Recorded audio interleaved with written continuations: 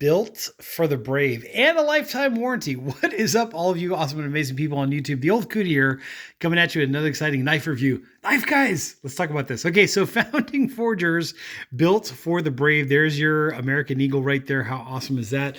Basically, when you get the box, there is a magnetic closure. You lift the thing, boom, this opens up, and wow, there's your knife inside. There's your Eagle again, once again on this folding knife. It's made out of D2 steel. We'll get into all that in a second and more. It's got room for like a lanyard if you want to do that.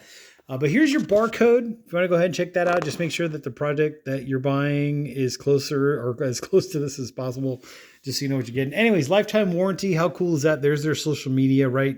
There's a YouTube channel.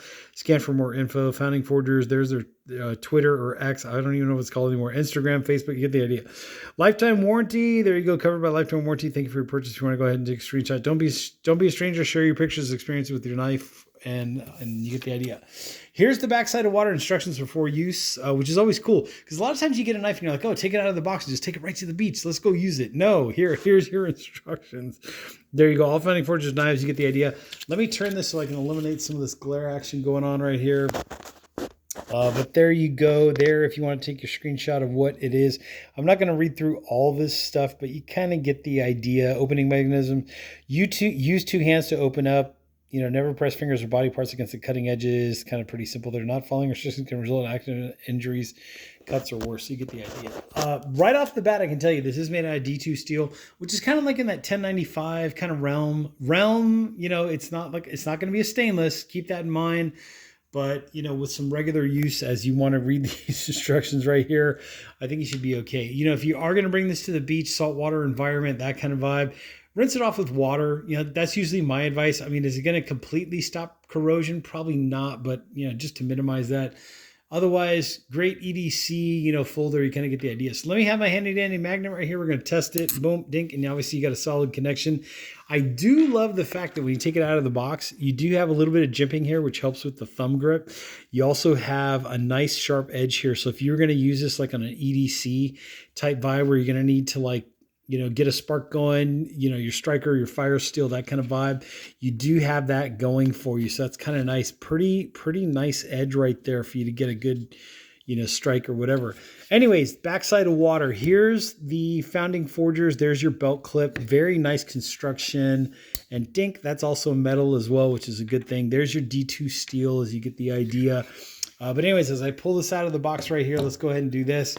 I do like the finger actuator, right? So you can move and just give it a good flick and it'll come right out.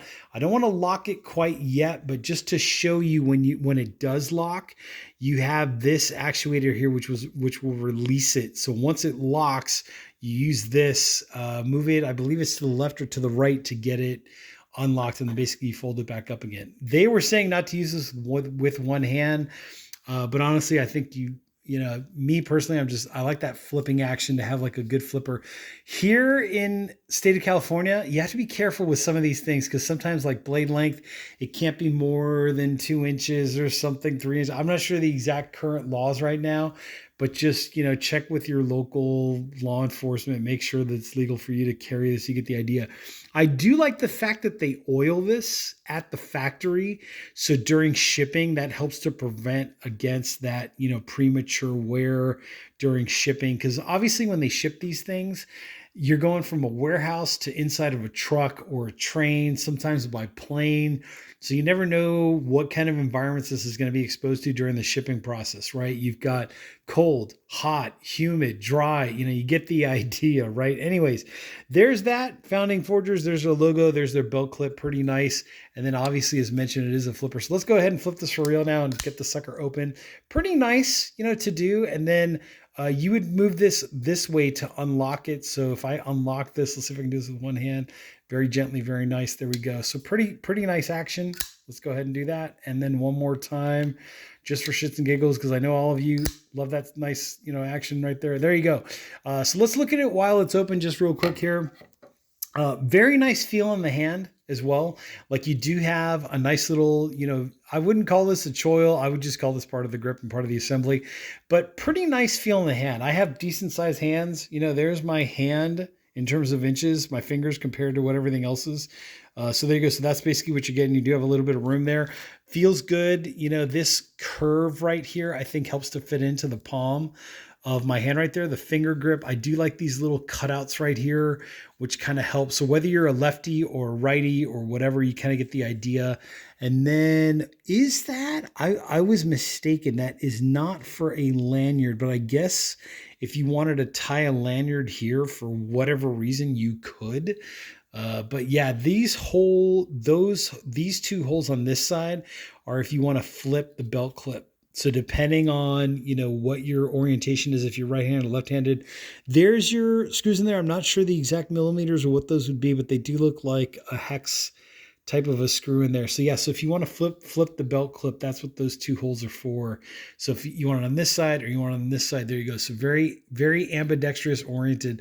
And like I said, so easy to use. We just gently and gingerly, you could do with one hand. So pretty simple, pretty easy. Whoop, there's your flip one more time. It locks solid. I do like the feel of it. You know, very well constructed in there. You do have a lot of ventilation in there, which is important, you know, especially like if you do get this thing wet, at least, you know, like I said, drying it quicker, doing that stuff, you know, going through here, as mentioned before, you know, when Blade has a flipper tab, you know, you get the idea. That aeration in there, that drainage helps to minimize water contact with this. So basically you're helping to minimize that corrosion. Sharpness, I can tell this is pretty damn, I was going to say effing sharp, but yeah, just feeling it with my thumb straight from the factory, it is pretty sharp. I would still give this like a leather strop, you know, with some compound and just get that very, very, you know, shaveable razor sharpness going on. I'm holding my camera with one hand and I've got the blade in the other. I wish I could try to shave my arm hair with this. Maybe in a future video, we'll try to do that, maybe out in the field or so. But anyways, overall, very happy with the construction, you know, very happy with what it is, how it is. D2 steel is very, you know, solid as I would put it. You know, would I go batoning with this knife? Maybe, like if I was in an emergency situation. There's your blade profile, by the way, if you want to look at like the top, the bottom, the left, and the right.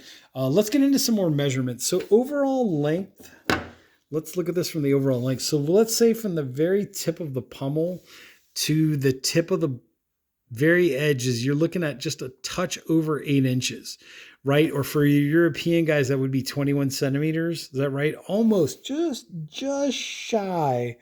So I would say, let's say 8¼ inches in terms of overall total length.